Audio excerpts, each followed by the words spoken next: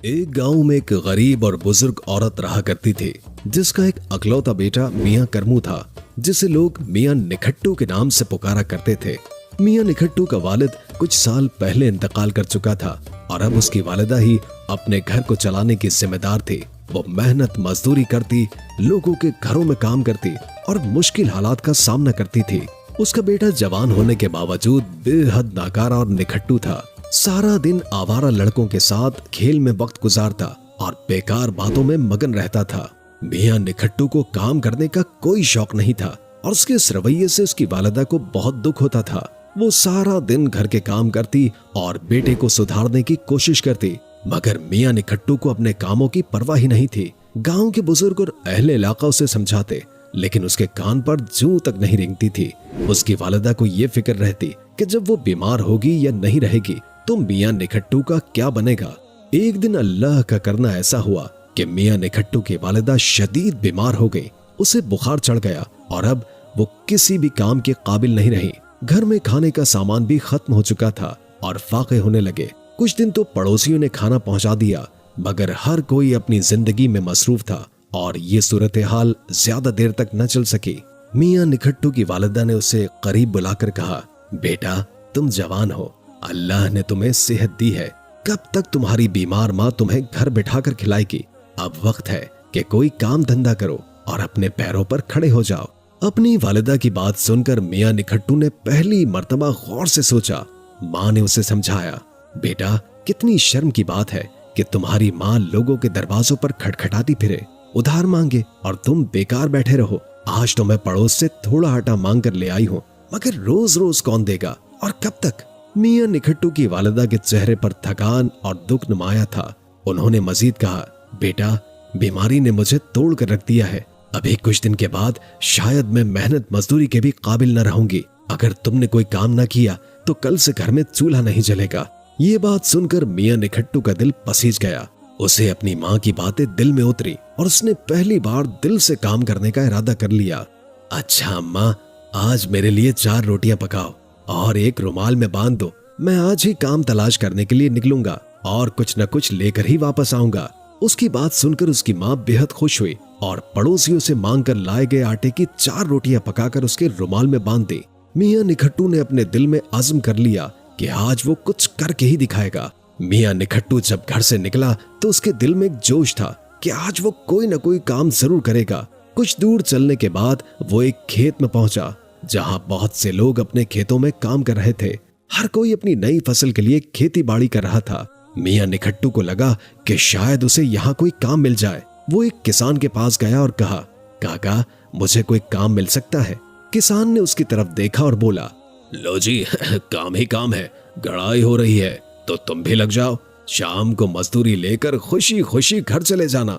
मियाँ निखट्टू थोड़ी देर तो खड़ा सोचता रहा, फिर बोला, लेकिन काका मुझे तो ये काम आता ही नहीं। किसान ने हंसते हुए कहा, बबुआ काम करने से आता है, कोई माँ के पेट से काम सीख कर नहीं आता। मियाँ निखट्टू ने किसान की बात सोचकर सोचा कि शायद ये काम वो कर लेगा, मगर जैसे ही उसने मट्टी में हाथ डाला उसे गंदगी का एहसास हुआ और बोला, ये काम तो मुझसे नहीं होगा, मेरे सारे हाथ गंदे हो रहे हैं। किसान ने गुस्से से कहा, तो बबुआ आगे चलो, तुम्हें काम करना ही नहीं आता, मुफ्त की खाने की आदत पड़ गई है। मियाँ निखट्टू शर्मिंदगी से वहां से चल दिया और दिल ही दिल में अपने आप को कोसने लगा।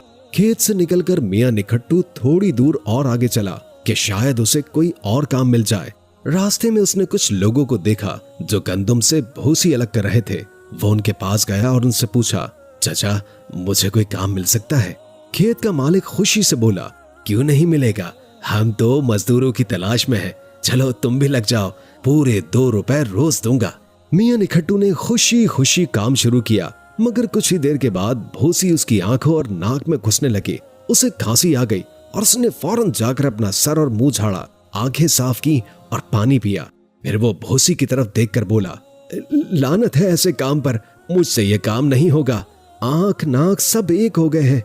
ये सुनकर खेत का मालिक गुस्से से बोला, निकम्मे मुफ्त का खाना चाहते हो, जाओ कोई और काम तलाश करो।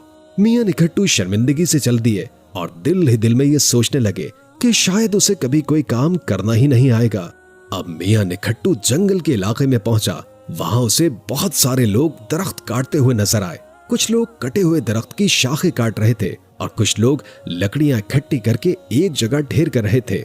मियां निखट्टू उनके पास गया और उनसे काम की दरखास्त की। भैया, मुझे कोई काम मिल सकता है? ठेकेदार ने उसकी तरफ गौर से देखा और बोला, हाँ, काम तो बहुत है। हमें अभी कई दरख्त काटने हैं, शाखें साफ करनी है और लकड़ियां गधा गाड़ी में लादनी है। तुम जवान आदमी हो, ये कुल्हाड़ी लो और दरख्त काटो, अच्छी मजदूरी दूंगा। मियां निखट्टू ने कुल्हाड़ी को हाथ में पकड़ा और काफी देर सोचता रहा। उसके बाद अचानक बोला, भैया, ये काम तो हमसे नहीं होगा, कभी कुल्हाड़ी चलाई ही नहीं। ठेकेदार ने मायूसी से कहा, तो फिर तुम्हें क्या काम आता है? उसके बाद ठेकेदार ने झंझला कर कहा, जाओ निखट्टू, तुम्हें मैंने इतने काम बताए मगर तुम्हें तो कोई काम करना आता ही नहीं। मुफ्त का खाना चाहते हो, निकल जाओ यहाँ से।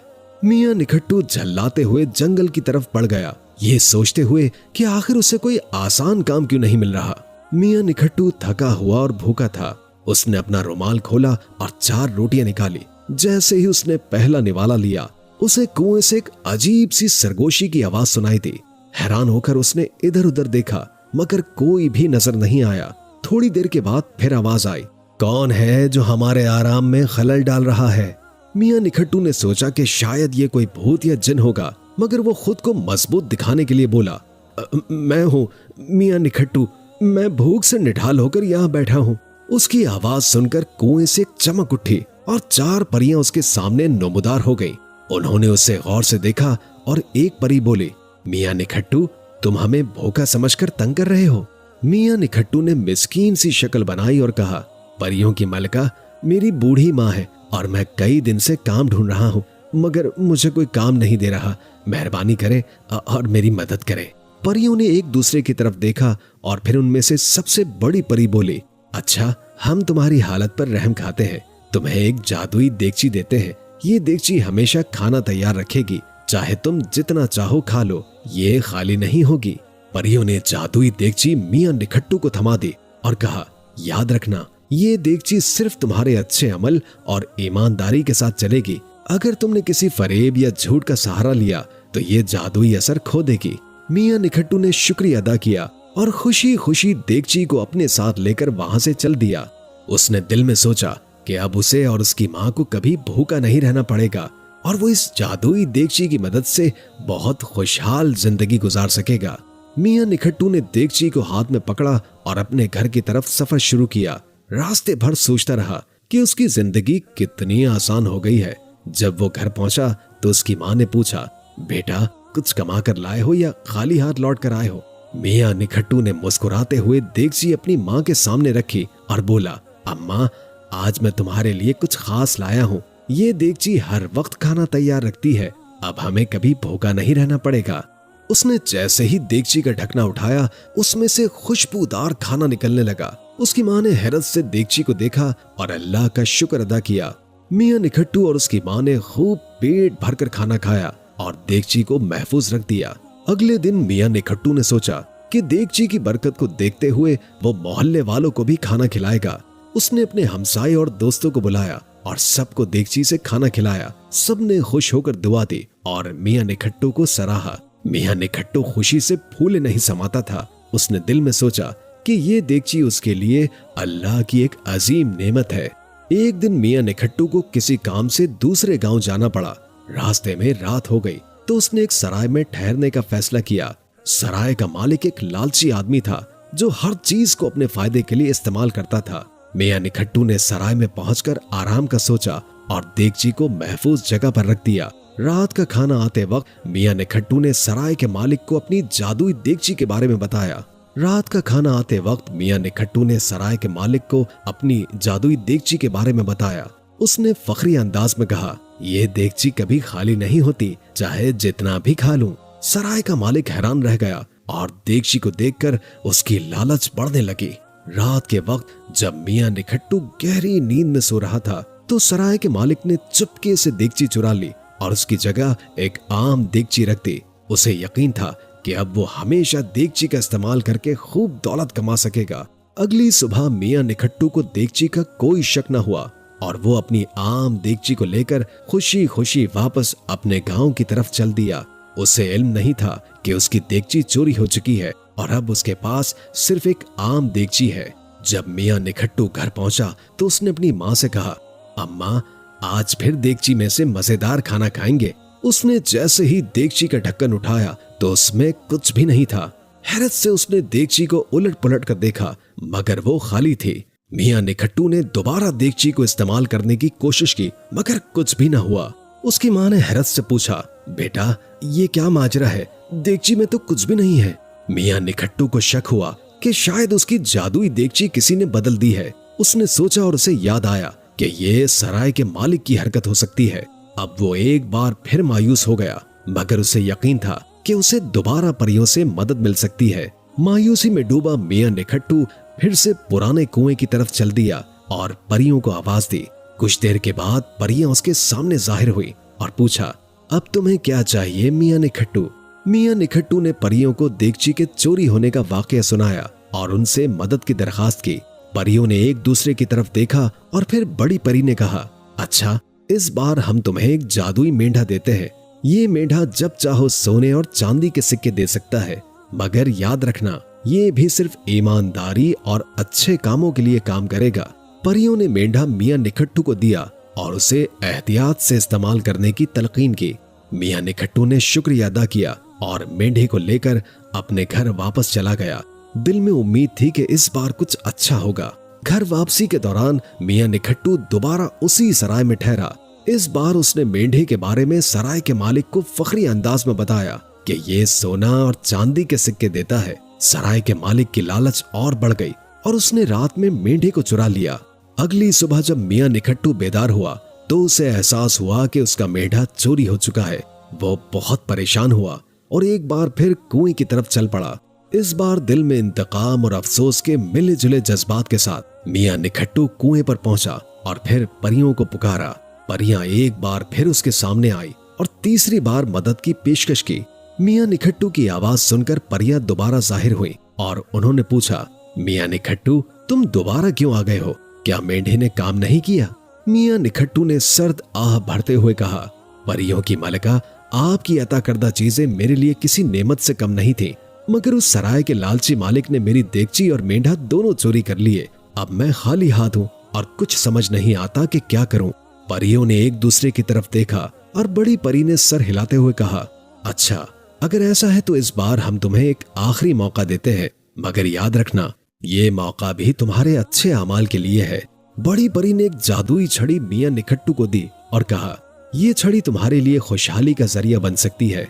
अगर तुम इसे अपने घर पर फिराओगे तो तुम्हारा घर महल में तब्दील हो जाएगा और अगर ये सराय के मालिक के पास गई तो ये छड़ी उसे सबक सिखाएगी। मियां निखट्टू ने परियों का शुक्रिया अदा किया और दिल में पुख्ता इरादा किया कि वो अपनी वालिदा की खिदमत में अपनी जिंदगी गुजारेगा। उसने छड़ी को अपने साथ रखा और फिर से गांव की तरफ चल पड़ा। वापसी के सफर के दौरान मियां निखट्टू दोबारा उसी सराय में पहुंचा। इस बार उसके चेहरे पर सुकून और इत्मीनान था। सराय के मालिक ने मियां निखट्टू के पास जादुई छड़ी देखी और फौरन अपनी चालाकी से उसे हासिल करने की कोशिश की। मियां निखट्टू ने दिल में सोचा कि ये आखिरी मौका है और उसने छड़ी मालिक के हवाले कर दी। जैसे ही सराय के मालिक ने छड़ी को पकड़ा और अपने फायदे के लिए इस्तेमाल करने का सोचा तो छड़ी ने अपना जादू दिखाना शुरू कर दिया। छड़ी ने सराय के मालिक को एक सबक सिखाया और उसे इबरत का निशान बना दिया। सराय का मालिक हैरान और परेशान था और उसे अपने लालच का एहसास हुआ। मियां निखट्टू ने उसे कहा, ये तुम्हारे लालच का नतीजा है। अगर तुम ईमानदारी से जिंदगी गुजारते तो कभी ये वक्त न देखते।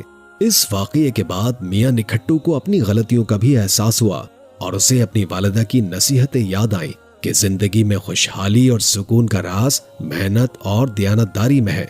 उसने अपने दिल में पुख्ता इरादा कर लिया कि वो अपनी जिंदगी को दयानतदारी और मेहनत के साथ गुजारेगा। मियां निखट्टू घर वापस आया और जादुई छड़ी का इस्तेमाल किया ताकि उसकी माँ की जिंदगी को बेहतर बनाया जा सके। उसने छड़ी को अपने घर पर फेरा और उसका टूटा फूटा घर एक खूबसूरत महल में तब्दील हो गया। इस बार वो सिर्फ अपनी माँ के लिए ये तब्दीली लेकर आया था और दिल में इत्मीनान महसूस कर रहा था। उसने अपनी माँ से वादा किया कि अब वो हमेशा मेहनत से काम करेगा और अपनी जिंदगी को बेहतर बनाने की कोशिश करेगा।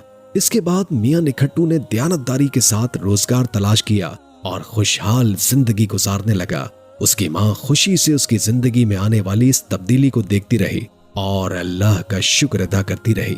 ये कहानी हमें ये सबक देती है कि अल्लाह की दी हुई नेमतों की कदर करनी चाहिए और हर हाल में ईमानदारी और मेहनत का दामन थामे रहना चाहिए। दुनिया की चमक दमक और जादुई चीजें आर्जी होती हैं, मगर हकीकी सुकून और खुशी हमेशा सच्चे रास्ते पर चलने में ही मिलती है।